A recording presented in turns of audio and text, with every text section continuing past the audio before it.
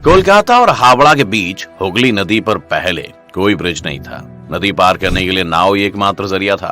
बंगाल सरकार की ओर से साल 1871 में हावड़ा ब्रिज अधिनियम पारित होने के बाद साल 1874 में सर ब्रैडफोर्ड लेस्ली ने नदी पर पीपे के पुल का निर्माण कराया गया। साल 1874 में 22 लाख रुपए की लागत से नदी पर पीपे का एक पुल बनाया गया, जिसकी लंबाई 1528 फीट और चौड़ाई 62 फीट थी। फिर 1906 में हावड़ा स्टेशन बनने के बाद धीरे धीरे ट्रैफिक और लोगों की आवाजाही बढ़ने लगी। तब इस पुल की जगह एक फ्लोटिंग ब्रिज यानी तैरता हुआ पुल बनाने का फैसला किया गया, लेकिन तब तक पहला विश्व युद्ध हो चुका था। इसी वजह से ये काम शुरू नहीं हुआ, जिसके बाद युद्ध बीता और साल 1922 में न्यू हावड़ा ब्रिज कमीशन का गठन करने के कुछ साल बाद इसके लिए टेंडर जारी किया गया। तब जर्मनी की एक फर्म ने सबसे कम पैसे का टेंडर भरा था, लेकिन तब जर्मनी और ग्रेट ब्रिटेन के आपसी संबंधों में भारी तनाव रहने की वजह से जर्मनी की उस कंपनी को इस पुल को बनाने का ठेका नहीं दिया गया।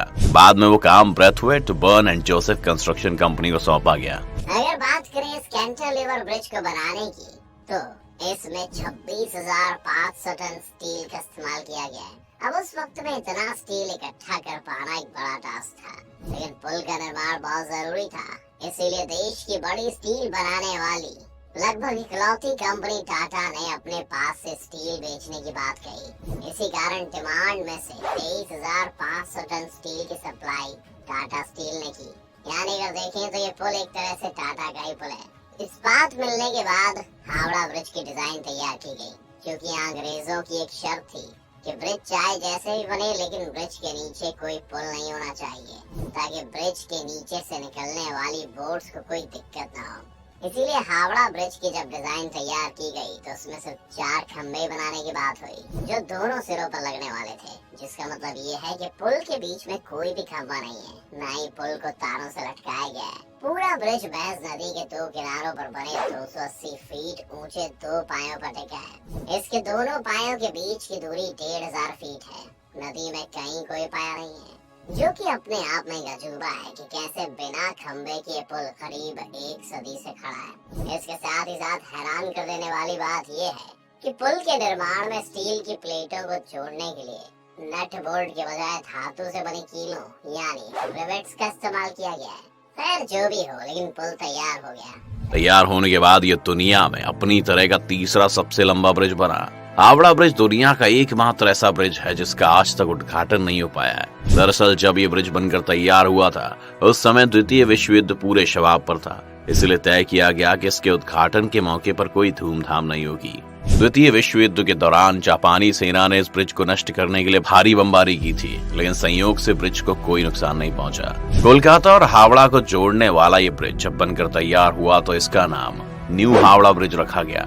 14 जून 1965 को गुरु रविंद्रनाथ टैगोर के नाम पर इसका नाम रविंद्र सेतु कर दिया गया, लेकिन आज भी लोग इसे हावड़ा ब्रिज के नाम से ही जानते हैं। सबसे ज्यादा रोचक बात यह है कि आज इससे रोजाना लगभग 1.25 लाख गाड़ियां और 5 लाख से ज्यादा पैदल यात्री गुजरते हैं। लेकिन अगर शुरुआती समय की बात करें तो ये ब्रिज बनने के बाद इस पर पहली बार इस पर एक ट्राम गुजरी थी, लेकिन बाद में ट्रैफिक बढ़ने की वजह से इस ब्रिज से ट्राम को गुजरने पर बैन लगा दिया गया। एक और बात इस ब्रिज के बारे में बहुत रोचकता के साथ सुनाई जाती है कि ब्रिज दोपहर 12 बजे और रात के 12 बजे बंद कर दिया जाता है। इसके पीछे जो कारण है उसके अनुसार हावड़ा ब्रिज के इंजीनियर्स ने इस पुल के बन जाने के बाद कहा था कि ये पुल अगर कभी गिरता है तो वो 12 बजे ही गिरेगा, लेकिन उसने ये नहीं बताया कि 12 बजे दिन के या 12 बजे रात के। इसीलिए हर समय दिन दोपहर के 12 बजे और रात के 12 बजे इस पुल को बंद कर दिया जाता है। लेकिन कई लोग इस बात को पूरी तरह से नहीं मानते हैं, लेकिन इस पुल को 2 बार बंद होना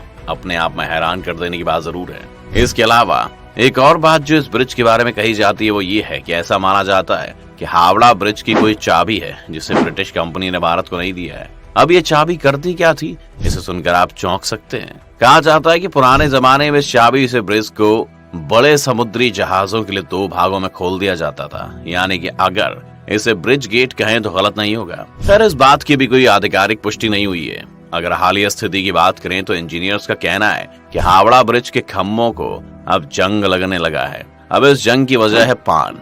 इस पुल से रोजाना लाखों लोग पान चबाते हुए गुजरते हैं और थूकते हुए निकलते जाते हैं। इंजीनियर्स बताते हैं कि जिन खम्भों पर पुल टिका है उनमें से कुछ के आधार की मोटाई पिछले 3 साल में आधी रह गई है। इस बात से आप समझ सकते हैं कि पान चबाने और थूकने की वजह से इतना बड़ा पुल अपने आप को खो रहा है। इसके अलावा भी 2005 में नदी से गुजरता हुआ एक कार्गो शिप इस पुल के बीच में फंस जाने के कारण भी इस पुल को कुछ हद तक नुकसान देखने को मिला।